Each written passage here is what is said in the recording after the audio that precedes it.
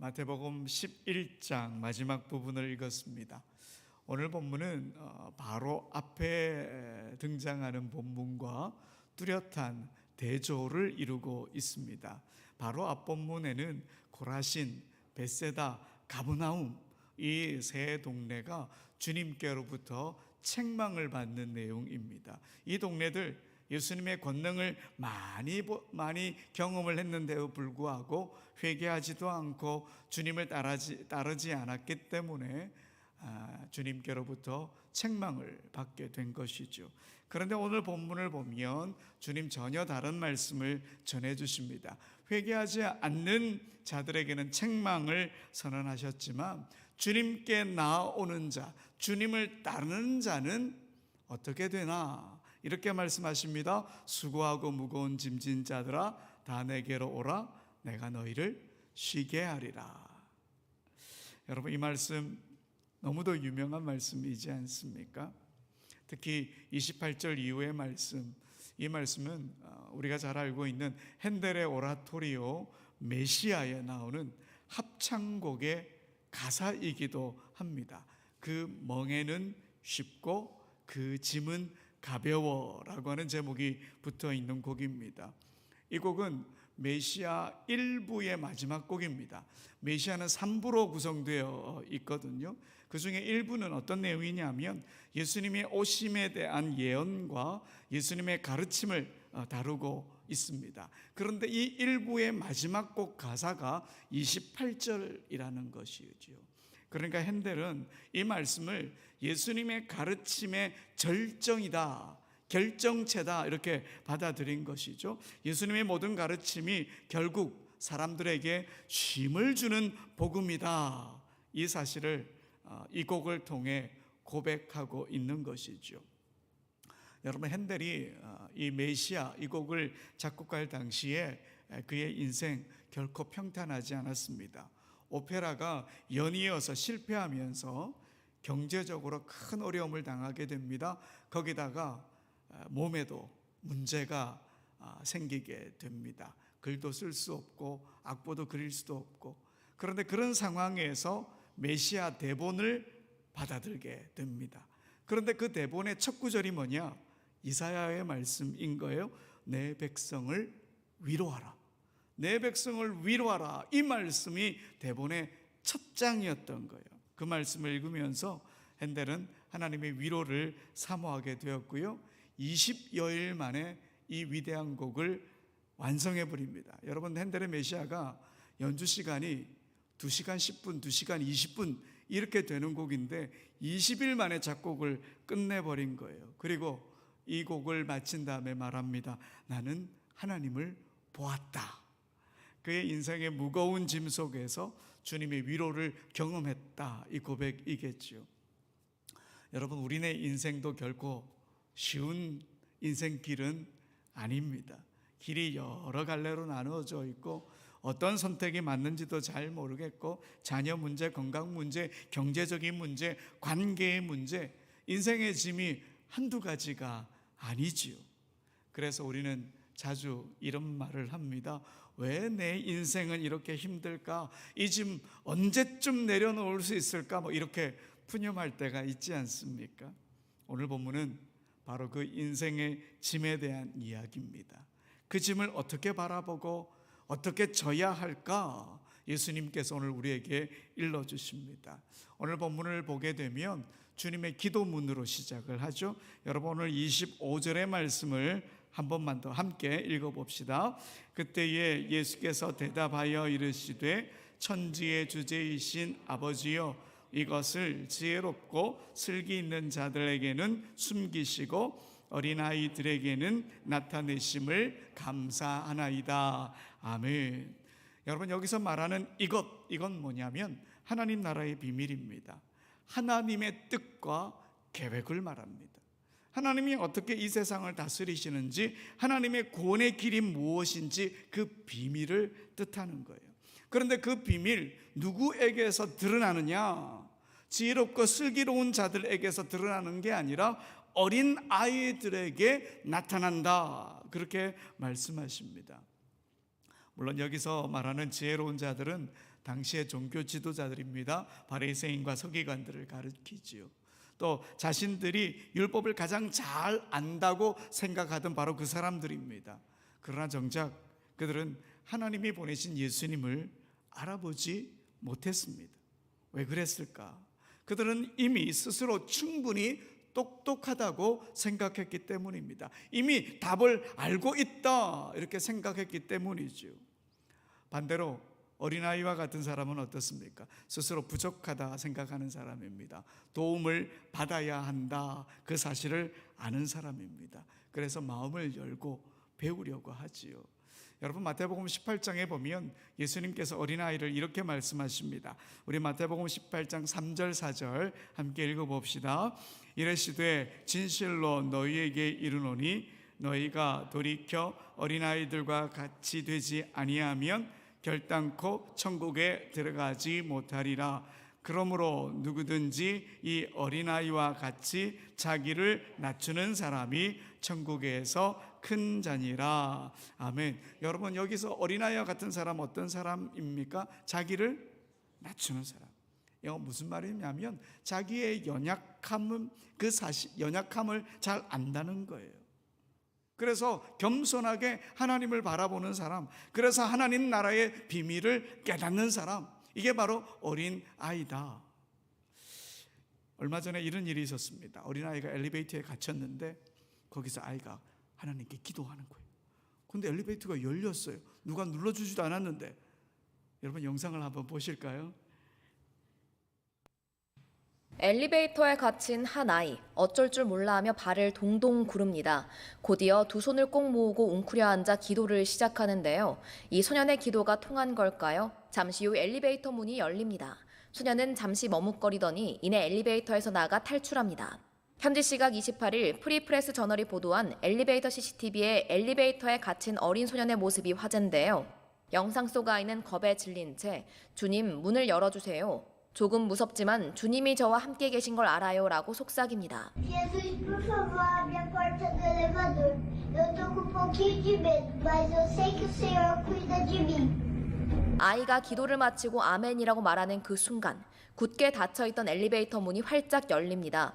조금 놀란 듯 뒷걸음질 치던 소녀는 문이 닫히기 전 재빨리 엘리베이터에서 탈출하는데요.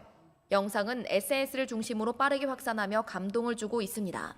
네티즌들은 아이의 순수함이 너무 아름답다. 두려운 상황에서 바로 기도할 수 있는 신앙심이 대단하다. 혼자 무서웠을 텐데 장하다 등의 반응이 이어집니다.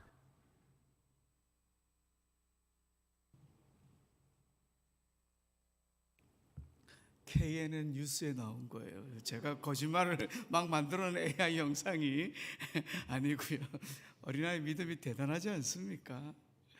여러분 주님이 말씀하신 어린아이는 스스로 어리석고 부족하고 약하다 그걸 인정하는 사람입니다. 그런 사람이 하나님의 섭리를 깨닫고 하나님을 향해 마음을 열 수 있는 거죠. 그러니 늘 겸손하게 주님 앞에 나아가는 삶, 그런 삶을 우리가 살아가야 합니다. 아무리 어려운 인생길이라고 해도 겸손하게 하나님 앞에 나아가 하나님의 뜻을 묻는 사람이 지혜로운 사람입니다. 오늘 이 자리에 나오신 모든 분들 바로 겸손하신 분들이에요. 어린아이와 같은 분이에요. 스스로 똑똑해서 길을 찾으려 하지 않고 겸손하게 하나님 앞에 나와 그 길을 물으려고 하기 때문에 여러분들은 지금 어린아이와 같은 그런 겸손한 성도입니다. 제가 늘 우스갯소리로 하는 말이 있죠. 세상에서 가장 교만한 사람이 누구냐? 기도하지 않는 사람이 가장 교만한 사람이다. 제가 이렇게 우스갯소리로 말합니다. 겸손하게 하나님께 나아가 기도하는 사람, 그 사람에게 인생의 짐 주님이 맡으십니다. 주님께서 함께 해주십니다. 우리가 이 믿음 갖고 나아가야지요. 오늘 이 시간 기도함으로 우리의 겸손을 드러내는 시간이 되었으면 좋겠습니다. 하나님의 뜻을 깨달을 수 있도록 또 겸손한 마음으로 주님 앞에 나아갈 수 있도록 그렇게 기도합시다. 그래서 힘든 인생길이지만 주님께서 길을 알려주시기에 기쁨으로 우리 인생길을 걸어가게 되기를 소망합니다. 이제 예수님께서 27절에 아주 중요한 말씀을 하십니다. 우리 27절도 함께 읽어봅시다. 내 아버지께서 모든 것을 내게 주셨으니 아버지 외에는 아들을 아는 자가 없고 아들과 또 아들의 소원대로 계시를 받는 자 외에는 아버지를 아는 자가 없느니라. 아멘. 여러분, 이 말씀 아주 중요한 선언입니다. 이 말씀은 어떤 의미가 있느냐? 아들을 통해서만 아버지를 알 수 있다, 이런 의미입니다. 그러니까 참된 하나님의 지식은 누구를 통해서만 주어지는 거라고요? 예수님을 통해서만 주어진다, 이런 뜻입니다. 하나님 나라의 비밀은 머리가 좋은 사람에게 열리는 게 아닙니다. 종교적인 열심만으로도 하나님을 만날 수 있는 게 아닙니다. 누구를 통해서? 예수 그리스도를 통해서, 예수님이 보여주시는 하나님을 통해서 우리는 비로소 하나님을 깨닫게 된다는 거예요. 그래서 참된 쉼도 참된 위로도 결국 예수님께 나아갈 때 우리에게 주어지는 것이고, 예수님께 나아갈 때 참된 쉼을 우리가 얻게 되는 거예요. 그래서 예수님께서 말씀하시죠. 수고하고 무거운 짐진 자들아 다 내게로 오라. 아멘. 여러분, 여기서 말하는 무거운 짐, 그런데 이 무거운 짐이란 게요, 단지 인생의 고난만을 말하는 게 아닙니다. 물론 인생의 고난도 우리에게 무거운 짐이죠. 그런데 당시 많은 사람들에게 이 짐은 무엇이었느냐? 율법의 무거운 짐이었습니다. 누가 만들어 놨느냐? 종교학자들이 만들어 놓은 율법의 무거운 짐인 거예요. 수많은 규례들, 전통 속에서 사람들은 하나님 앞에 나아가는 기쁨보다 부담감, 두려움, 이걸 더 크게 느끼고 있었다 하는 것이죠. 그런 사람들에게 예수님은 말씀하십니다. 내게로 오라, 내가 너희를 쉬게 하겠다 말씀해 주시는 것이죠. 여러분, 그런데 그 다음 구절을 보면 좀 낯설게 느껴지죠. 29절 30절도 함께 읽어봅시다. 나는 마음이 온유하고 겸손하니 나의 멍에를 메고 내게 배우라. 그리하면 너희 마음이 쉼을 얻으리니 이는 내 멍에는 쉽고 내 짐은 가벼움이니라 하시니라. 아멘. 여러분, 우리는 보통 이렇게 생각합니다. 짐이 무거워서 나에게 오라 그러면은 짐을 어떻게 해주셔야 되는 거예요? 벗겨주셔야 짐이 가벼워지고 없어지는 거잖아요. 그런데 예수님이 뭐라고 그럽니까? 내 멍에를 메라, 그렇게 말씀하십니다. 여러분, 이 멍에는 뭘까요? 예수님 당시 시대의 멍에라고 하는 말은 어떤 의미를 갖고 있었냐면, 흔히 어떤 스승의 가르침, 그 스승의 삶의 방식을 따르는 것, 이게 당시의 멍에가 가지고 있던 의미였습니다. 그래서 보통 율법의 멍에, 토라의 멍에라고 하는 표현이 사용되곤 했습니다. 그래서 신학자 울리 루츠가 말하기를 예수님의 멍에란 건 뭐냐?